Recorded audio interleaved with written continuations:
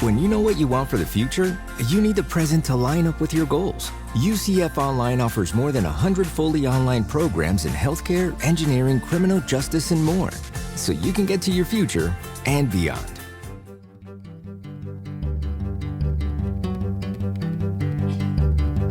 From the University of Louisville's Delphi Center for Teaching and Learning. And the University of Central Florida's Center for Distributed Learning. I'm Kelvin Thompson. And I'm Tom Cavanaugh, last time I checked. You're just going to derail our whole opening because now I'm worried we're going to need to do like a dementia intervention or something. The last time I checked. And you, unfortunate listener, are listening to Topcast, the teaching online podcast. I'd ask you how you are, Tom, but now I'm worried about the response. Excellent, Kelvin. I'm in a lovely mood here and this afternoon as we are recording. That might be the first time I've ever done something different in the intro. I'm sorry. I think I threw you there. Hey, I'm with you. I mean, I'm like Pecos Bill. I'll ride the tornado. It'll be okay. I mean, we're 174 episodes in. Got to keep it fresh. That's right. And you, dear listener, not really unfortunate at all. If you're new to Topcast, welcome. This isn't 100% how we do things, but it's a little bit how we do things. This is a twice monthly collegial conversation about strategic, impactful, online or blended or digital teaching and learning, conducted over a shared cup of coffee, about a half an hour of your time. So please feel free to pull up a virtual chair to our online table anytime. All are welcome. Right, Tom? All are welcome at our table. Absolutely. So it is usually over a shared cup of coffee, and I see you drinking out of your Halloween mug. Belated happy Halloween. Yes, belatedly. And it's a little late, but hey, we'll take it when we can get it. We'll take it, yeah. You're probably still eating the candy.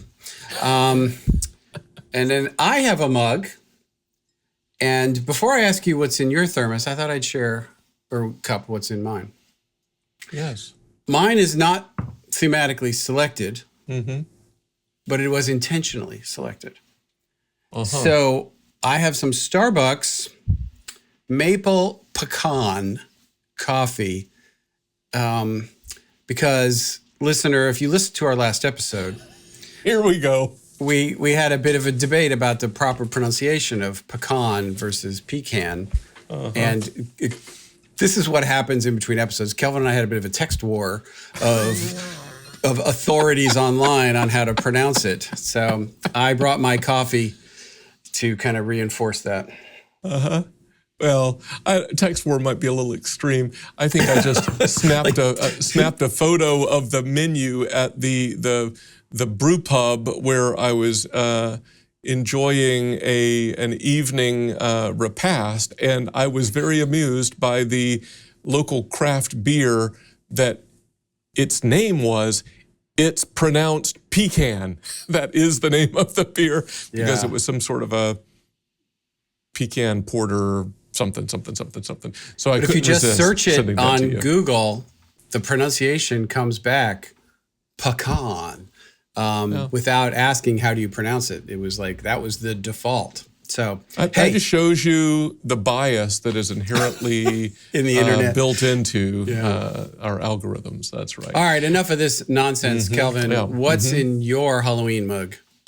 My coffee today, Tom, is a small lot light roast coffee from the grocery store shelf. Now, I'm not usually much of a grocery store shelf kind of a person, as you might have figured out through the years. But perhaps not all grocery store coffees are the same.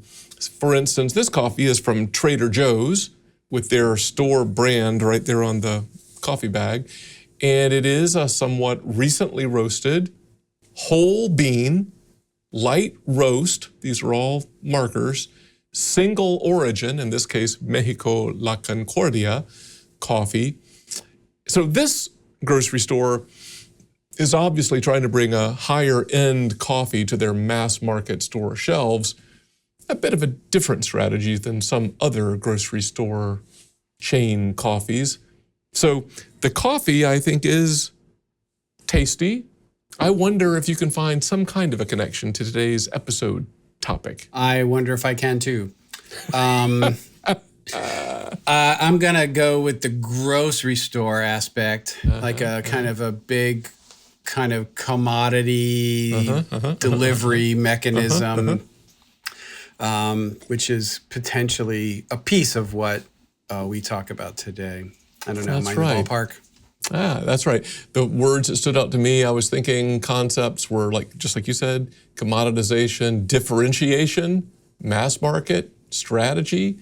I was trying to just kind of circle the airport a little bit. I might not be able to get it on the ground, but you can at least wave to me okay. up in the sky. Sounds good. So, Tom, you recently interviewed our colleague, educational technology consultant Phil Hill, known by many across the online and digital higher ed community for his analysis-based insights of various industry trends. Through the years, his work has been known in association with brands such as the Phil on EdTech blog, the eLiterate blog, MindWires Consulting, and now Phil Hill and Associates and the On EdTech newsletter.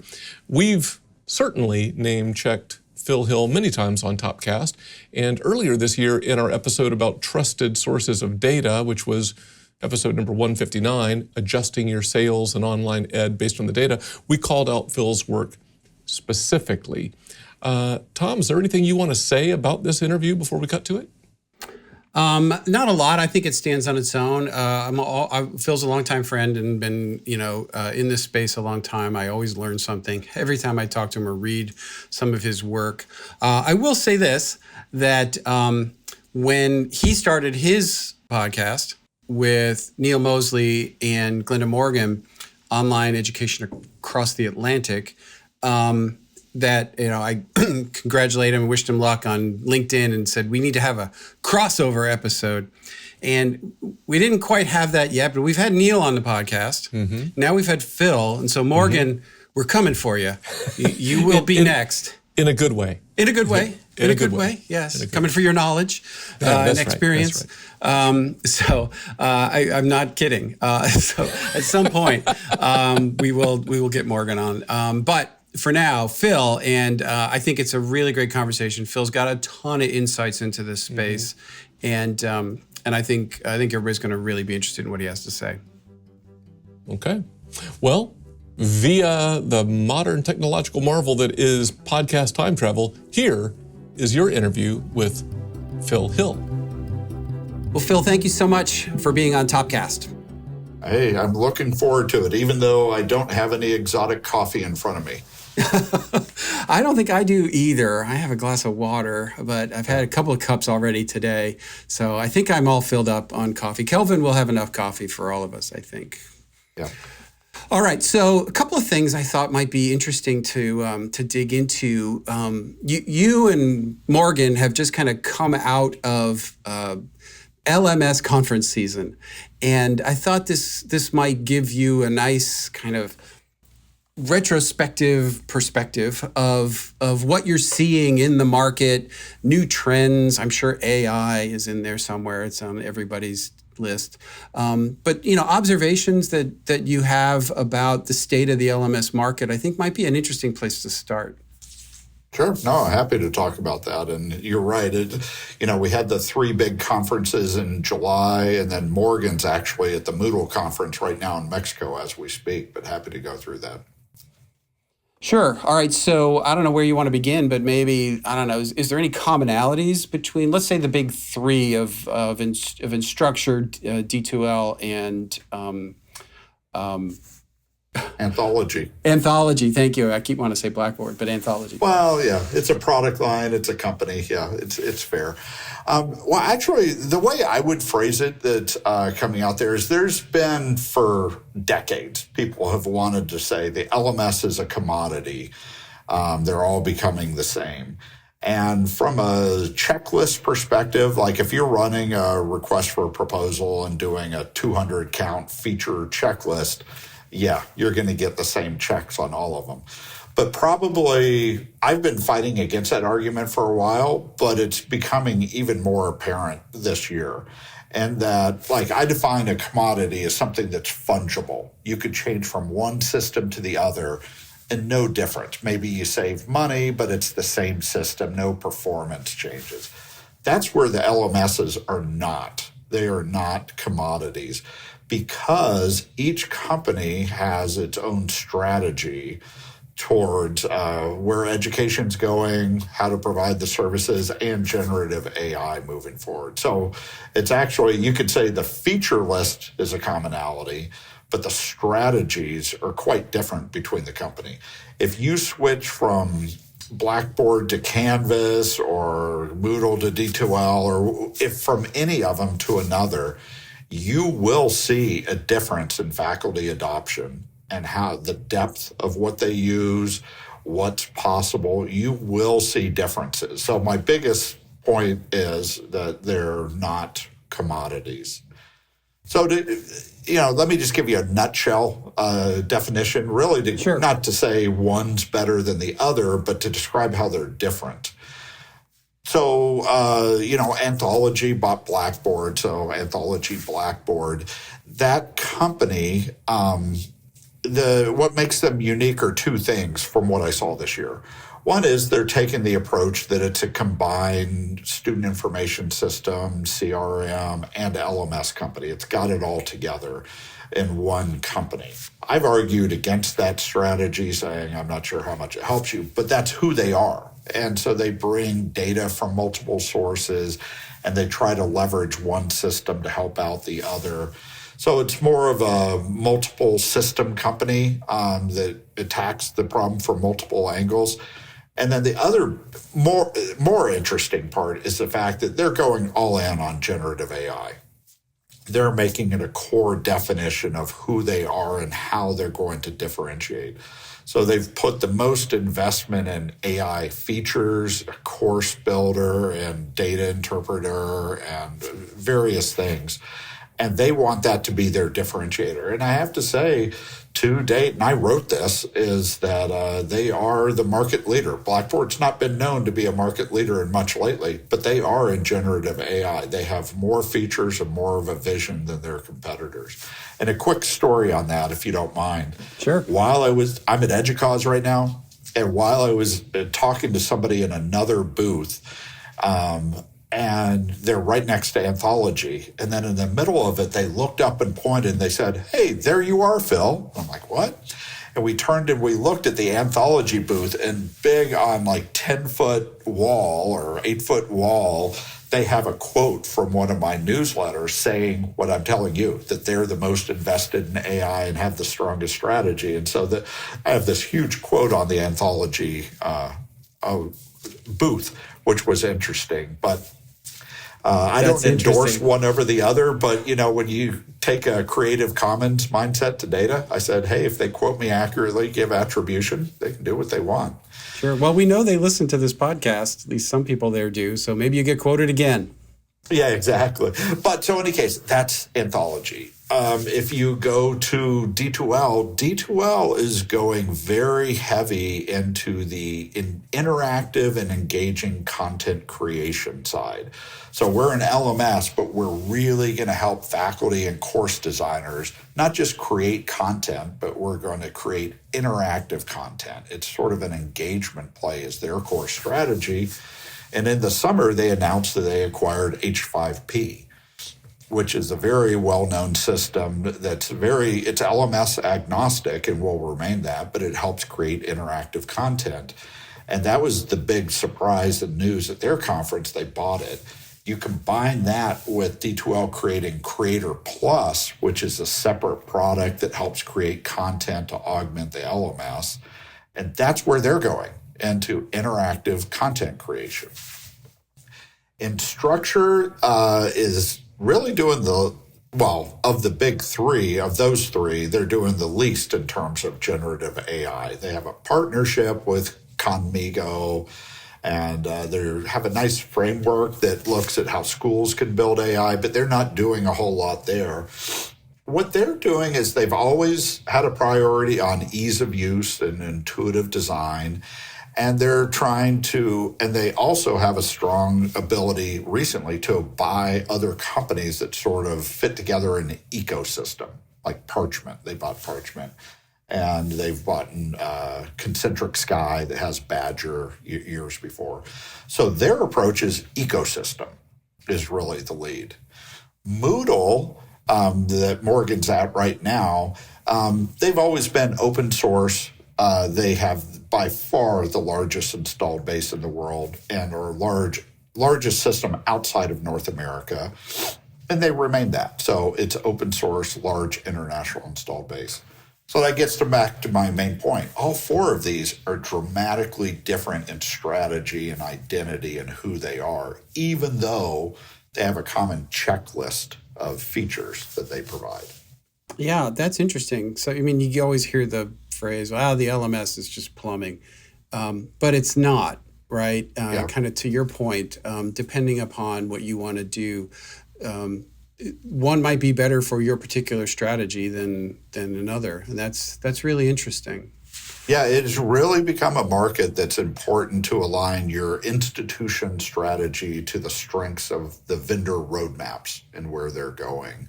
Now, there are differences. I mean, win rates, vary between them. So I'm not saying they're, pick your strategy and it's clear this is the only way to go. You can pick another vendor because it's a better LMS and it's good enough for your strategy. But yeah, they're very different these days. And that's probably the biggest thing that struck me this year is that separation in strategy is even greater than before.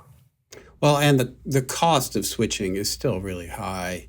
As far as just effort and time and, Well, hassle. I had a conversation about that today. It's high, but it's not what it was 10 to 15 years ago. Back in the days before LTI was standard and back before cloud-based systems, it was much more difficult then because it might take you 6 months.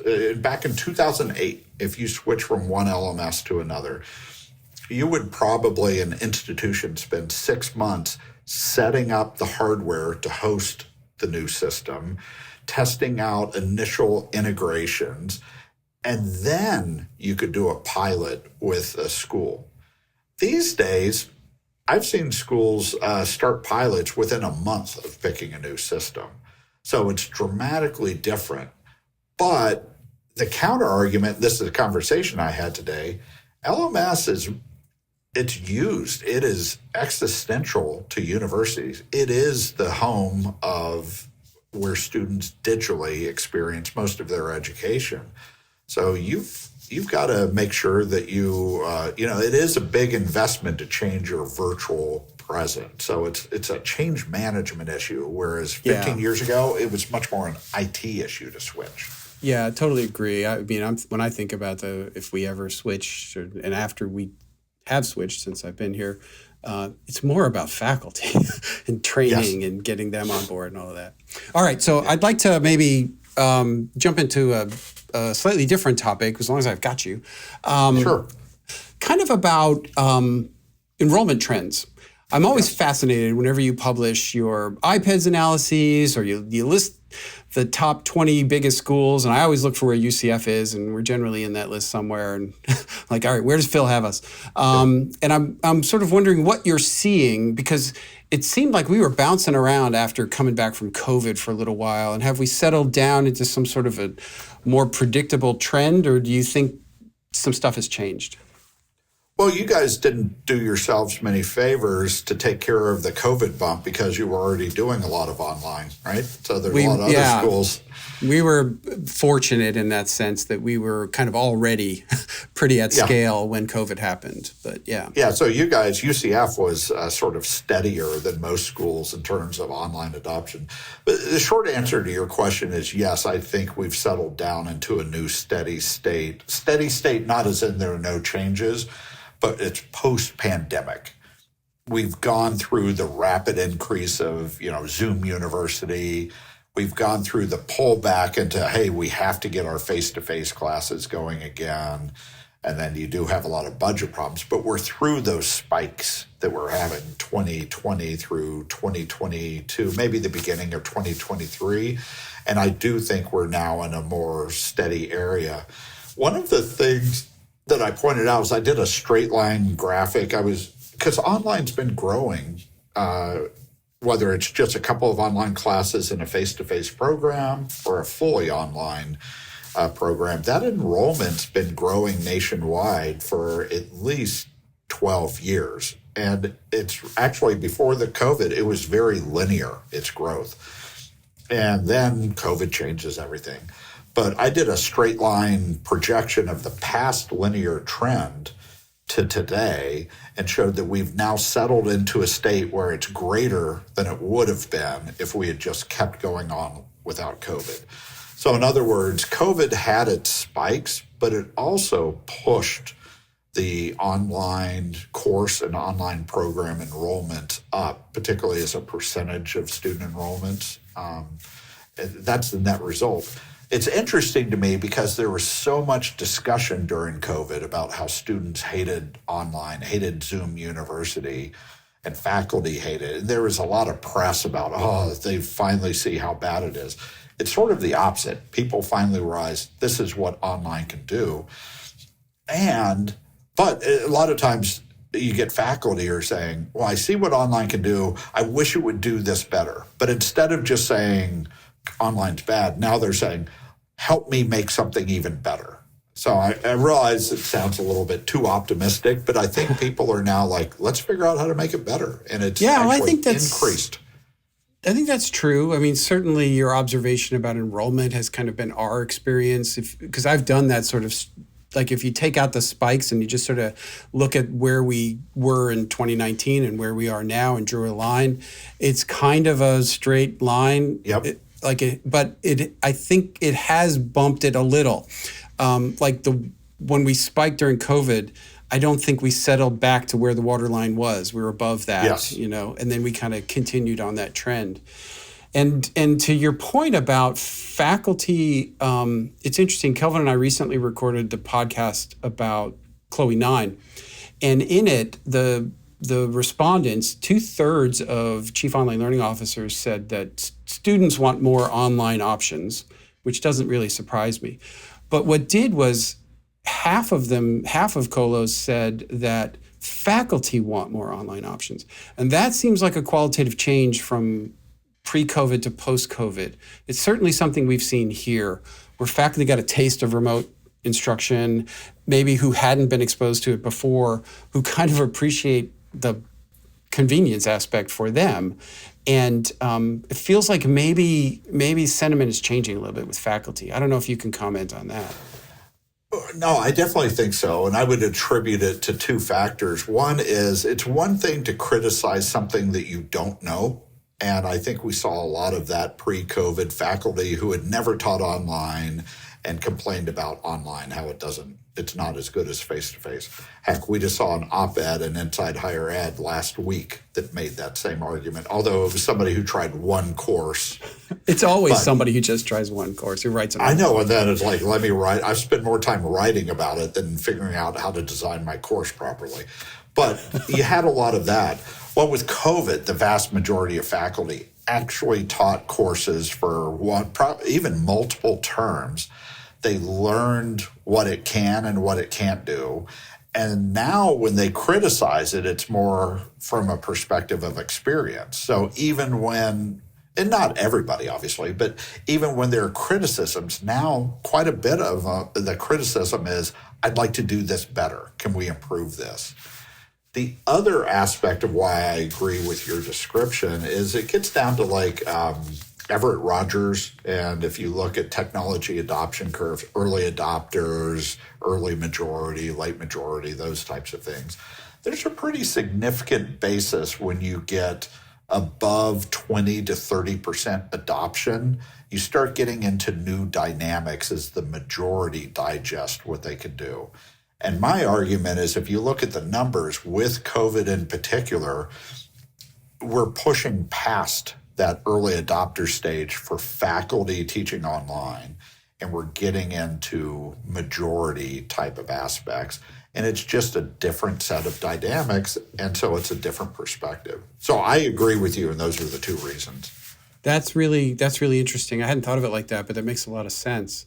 So in just sort of the minute that we have left, are there any enrollment trends or things that you've seen in the market that you think are worth mentioning and that our listeners would be interested in?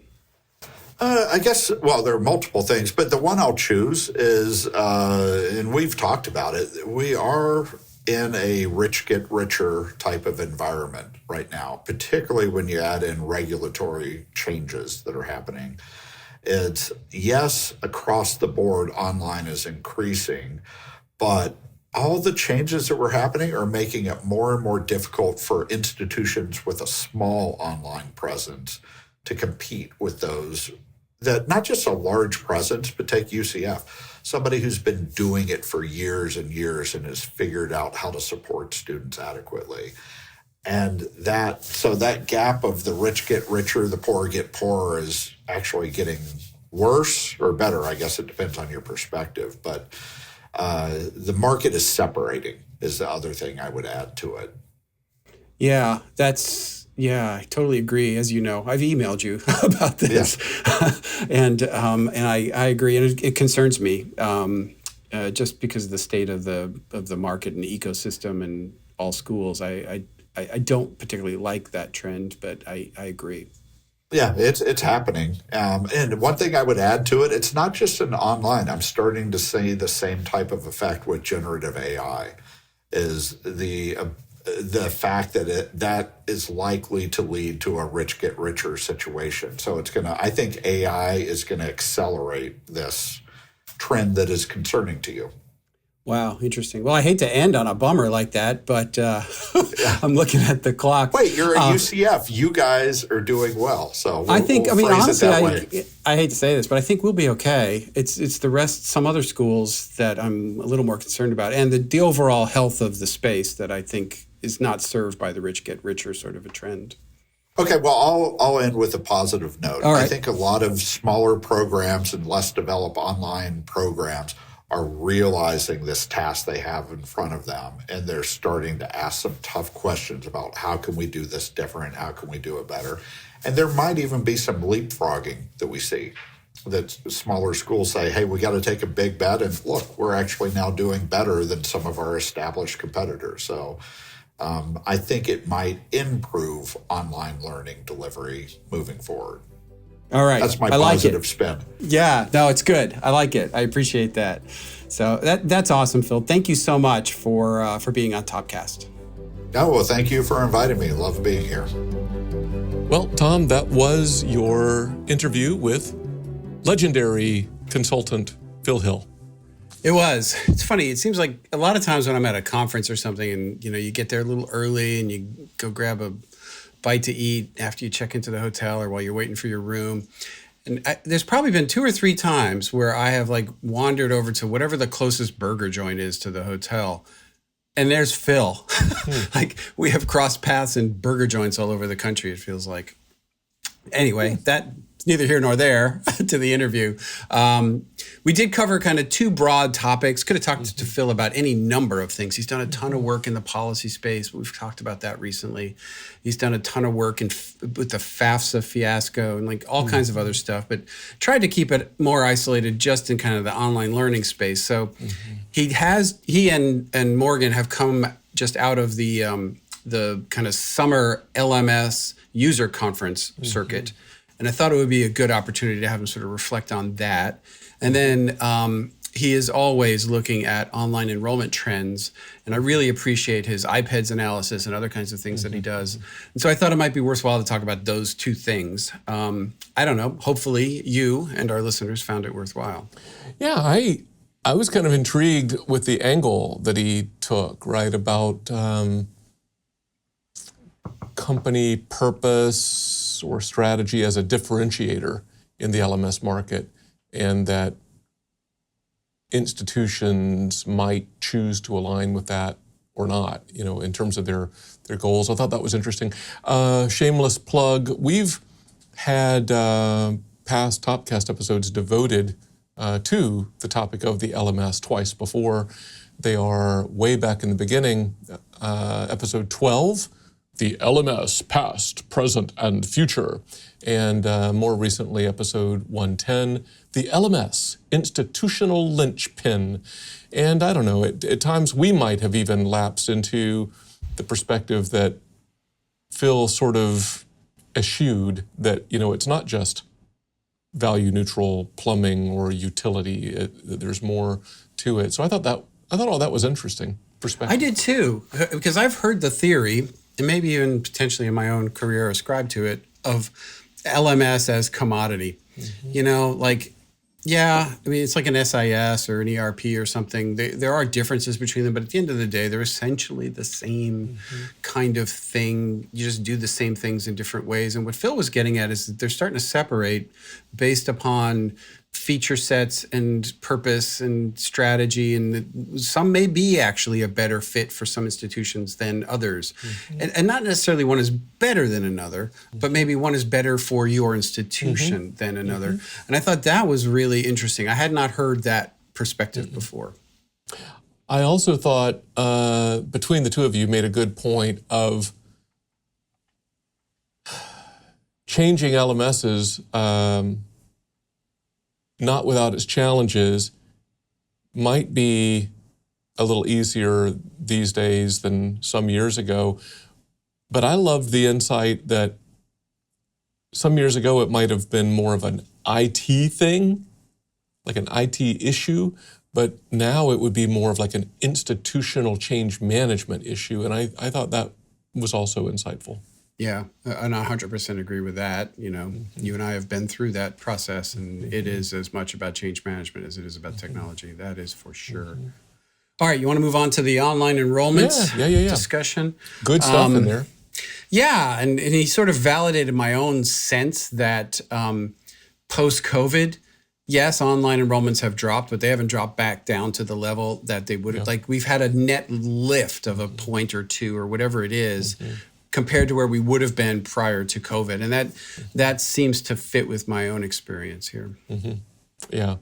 I kind of was inspired by or stole, I don't remember which now, a line from Phil, something that he wrote.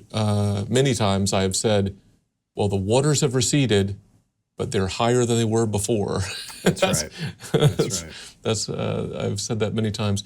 But I liked two things that were kind of related. His statement that we seem to be at what he referred to as a steady state after COVID era disruption and change, and that if we were to sort of cut and paste out the COVID era, you could, if you were just looking at projections, we're higher in online enrollments now than we would have been if we didn't have that, right? That's an interesting. I'm still pondering that, and I'm like, that's an interesting milestone. Yeah, and he talked a little about the faculty, something you and I talked about with the Chloe discussion in the previous episode, where it feels like not just students are kind of gravitating more towards online, but COVID may have taken the mythology of bad quality off of online for a lot of faculty who now kind of appreciate it. And that number seems to be growing of faculty that are coming around and actually wanting to teach online. Yeah, I am still pondering also, and was intrigued by Phil's invocation of Everett Rogers' diffusion of innovation work. And it's just an interesting angle that when you get to 20 to 30% of faculty at an institution, you're sort of arguably getting past early adopter into early majority status for online education at the institutional level, and maybe by extension across the sector of higher education broadly as well. I thought I'm aware of those percentages, but I haven't really thought about applying them in that kind of context. Yeah. Yeah, and it may be slightly related to the comment about, as institutions grow or choose to grow, combined with potential regulatory changes, like the rich get richer concern, I think is real. We've talked about this before, and I think it's still still hanging out there, and it's something we're gonna have to watch. Yeah. And can I just to say, Phil may be prescient. We'll see. This idea of institutions leapfrogging, like some sort of developing nation that skips wired infrastructure and goes straight to wireless. He's saying that there's going to be a small subset of folks who may be behind, but they're going to leapfrog ahead. I'm intrigued to watch that and see if that happens. Yeah, that's a great point. He's probably right. Because if you've invested a lot in some sort of legacy thing, you're going to feel more compelled to keep using it as opposed to go to the next thing. Yeah. Cool. All right. So I'm going to try and land this plane here. Please. Fair to say, broad industry perspectives combined with deep analytical insights, such as those contributed by colleagues like Phil, are really valuable sources of data for all of us in online education as we seek to strategically serve our students well. Yep. Well, Tom, it's been a pleasure as always. Phil, thank you for joining us. Until next time for Topcast, I'm Kelvin. And I'm Tom. See ya.